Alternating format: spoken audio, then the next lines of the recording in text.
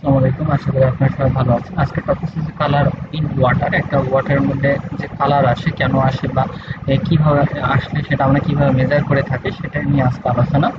তো আমরা যদি শুরু করি যে ইন্ট্রোডাকশন পার্ট, বলছে যে pure water should not pose any colour. একটা পিওর ওয়াটার কখনো কালার দিতে পারে না। Colour in water May result from the presence of natural materials আয়ন্স, iron or manganese, humans and peat materials, plankton, weeds and industrial waste. তো বলতেছে যে আমাদের এই যে কালার, একটা ওয়াটারের মধ্যে কালার তখনই আসবে যখন আমাদের কোনো metallic ions, that mean iron কিংবা ম্যাঙ্গানিজের উপস্থিতি দেখা যাবে, কিংবা হিউম্যান কি অ্যান্ড পিট ম্যাটেরিয়ালস যেগুলো আছে সেগুলো, কিংবা প্লাঙ্কটন, উইড বা ইন্ডাস্ট্রিয়াল ওয়েস্ট, এগুলো যদি কোনো কারণে, that means any kinds of West or industrial natural metallic যদি আয়ন্স উপস্থিত থাকে, তখনই কিন্তু আমাদের একটা ওয়াটারের মধ্যে আয়ন দেখা যাবে, দ্যাট মিনস কালার দেখা যাবে। Impurities in water may exist either in colloidal form or in suspendal state. তো এই যে ইম্পিউরিটিস যে থাকবে, তা সেটা হয়তো কোলয়েডাল অবস্থায় থাকতে পারে কিংবা সাসপেন্ডেড অবস্থায়ও থাকতে পারে, এটা বলা মুশকিল। Colour causes by dissolve or colloidal states substance in referred as true color, and that causes by the suspended metal. In addition, to dissolve or colloidal metal is called apparent color, and it can be easily removed by filtration. তো বলতেছে যে এই কালারটা হয় dissolved কিংবা যদি colloidal ম্যাটারের কারণে যদি হয়ে থাকে, সেটাকে আমরা অ্যাপারেন্ট কালারও বলে থাকি। তো এগুলো কিন্তু খুব ইজিলি আমরা ফিল্ট্রেশন করলে কিন্তু রিমুভ করা সম্ভব। Ground water may show colour due to their presence of irons compounds, যেটা প্রথমে বলেছিল মেটালিক আয়রনস। তো যদি গ্রাউন্ড ওয়াটার হয় তো সেক্ষেত্রে তো ওয়েস্ট সাধারণত থাকে না। তো গ্রাউন্ড ওয়াটার হলে সেখানে আয়রন কম্পাউন্ডস থাকতে পারে, সেটার কারণেই কিন্তু কালার দেখা দিতে পারে। The color value of water is extremely pH dependent and invariably increase as the pH of the water is raised. For this reason, recording pH along with color is advised. তো দেখা যাচ্ছে যদি কোনো কারণে pH increase করে, তখন কিন্তু কালারও ইনক্রিজ করার একটা চান্স আছে। এই জন্যই বেসিক্যালি আমাদের এর সাথে সাথে পিএইচটাকে মেজার করা হয়। তো এনভায়রনমেন্ট সিগনিফিকেন্স আমরা যদি একটু দেখি, the presence of color in water is not always harmful to humans, but in most case it is. তাহলে যদিও কালারটা মানুষের জন্য ক্ষতিকর না বা হার্মফুল না, কিন্তু অধিকাংশ ক্ষেত্রে আবার ক্ষতিও করে। কি করে দেখেন, even if the water is not harmful, aesthetically people do not prefer to use water with color. যদিও সেটা ক্ষতিকর না, কিন্তু তারপরে মানুষ এই কালার ওয়াটার কিন্তু সহজে গ্রহণ করতে চাইবে না, ইউজ করতে চাইবে না। মোর ওভার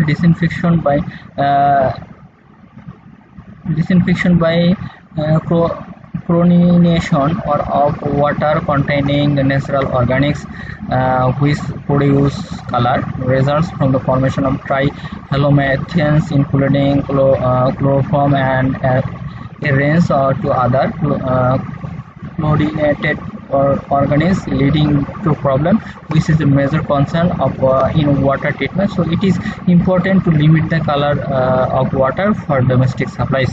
তো দেখা যাচ্ছে যে এই ডিসইনফেকশন, দ্যাট মিনস কোনো জীবাণু কিন্তু আক্রমণ থাকতে পারে এই কালারের কারণে। দ্যাট মিনস কোনো কারণে যদি যে কেমিক্যালগুলোর কথা বলে, যে ট্রাইহ্যালোমিথেন্স যদি থাকে, সেক্ষেত্রে কিন্তু ডিসইনফেকশনের একটা সম্ভাবনা আছে। তো যার কারণে কিন্তু কি করা হয় যে এই কালারটাকে, এই যে আমাদের ডোমেস্টিক সাপ্লাইয়ের জন্য কালারটাকে কিন্তু লিমিট করে রাখা হয়। একটা গাইডলাইন আছে, সেই গাইডলাইনটা হচ্ছে যে বলছে যে according Bangladesh environment conservation rules 1997, drinking water guideline values for colour is 15 pt to PTCO unit. তাহলে এই বাংলাদেশ কনজারভেশন রুলসের মতে যে আমরা 15 যদি হয় পিটিসি প্লাটিনাম কোবাল্ট যে ইউনিটটা আছে, সেটা সর্বোচ্চ 15 হতে পারে।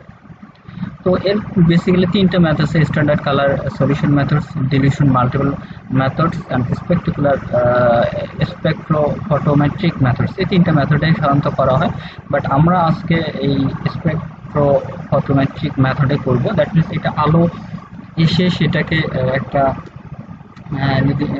এটা বেসিক্যালি রে বা আলোর মাধ্যমে বেসিক্যালি এটা ইয়ে করা হয়।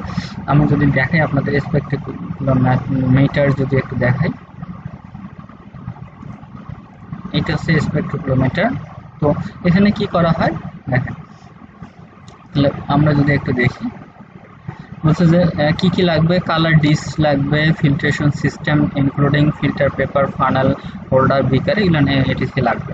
তাহলে স্ট্যান্ডার্ড কি কি লাগবে, পটাশিয়াম ক্রোমো প্লাটিনেট সলিউশন লাগবে একটা। ওকে, প্রসিডিউর কি, প্রথমে আমাদের prepare standard sample having colour within a specific range by mixing different concentration of standard potassium chromate solution with distil water. তাহলে কি বলছে, প্রথমে আমাদের একটা স্পেসিফিক রেঞ্জের একটা স্যাম্পল তৈরি করতে হবে। কিসের সাথে, এই যে স্ট্যান্ডার্ড যে পটাশিয়াম ক্রোমেট প্লাটিনেট সলিউশন আছে সেটা দিয়ে একটা স্যাম্পল তৈরি করতে হবে, কার সাথে, একটা ডিস্টিল ওয়াটারের সাথে অ্যাড করে। Using those sample to prepare colour calibration curve for the spectrometer math. তাহলে স্পেকট্রোফটোমিটারের যে একটা আছে, এই যে এটার জন্য আমাদের কনসেন্ট্রেশন কত,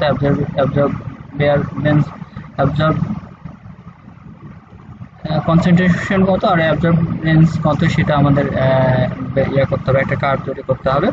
নেক্সট হচ্ছে, যদি এটা এখানে লাগতেছে না, টেক 50 মিলিলিটার, এখন হচ্ছে যে মূল প্রসিডিউর শুরু হয়ে যাবে। Take 50 millilitre to filter test sample in beaker, একটা বিকারের মধ্যে 50 মিলিলিটার একটা স্যাম্পল নেব। Take 50 millilitre distil water in another beaker, আরেকটা বিকারের মধ্যে 150 মিলিলিটার নিব। Use the sample as blank, এই যে ডিস্টিল ওয়াটার যে নিলাম 50 মিলিলিটার, সেটা ব্লাঙ্ক হিসেবে কাজ করবে। কিভাবে দেখেন, set the spectrometer to determine colour concentration in the sample. তাহলে আমাদের প্রথমে এই যে স্পেকট্রোমিটার যেটা আছে সেটাকে সেট, দ্যাট মিনস এই ডাটাগুলো আর কি ঠিক করে রাখতে হবে, 100, তারপর হচ্ছে 380 বা 100, এই রেঞ্জগুলো আর কি ঠিক করে নিতে হবে। এরপর হচ্ছে যে বলছে যে set the spectrometer to determine, আচ্ছা এটা তো গেল। Put the blank sample inside the spectrometer cell and set the reading 0। এরপর আমাদের এই যে ব্লাঙ্ক, দ্যাট মিনস কি, ডিস্টিল ওয়াটারের জন্য যে স্যাম্পলটা নিয়েছিলাম সেটা এই স্পেকট্রোমিটারে নিতে হবে এবং এটা কি করতে হবে, 0 নিয়ে করে নিতে হবে। হ্যাঁ, এই রেঞ্জটা কিন্তু 0-তে, অর্থাৎ এইটা তখন 0-তে চলে আসবে। হ্যাঁ, 0-তে নিয়ে আসলো। এরপর কি করব, bring out the blank sample and place the test sample inside the spectrophotometer।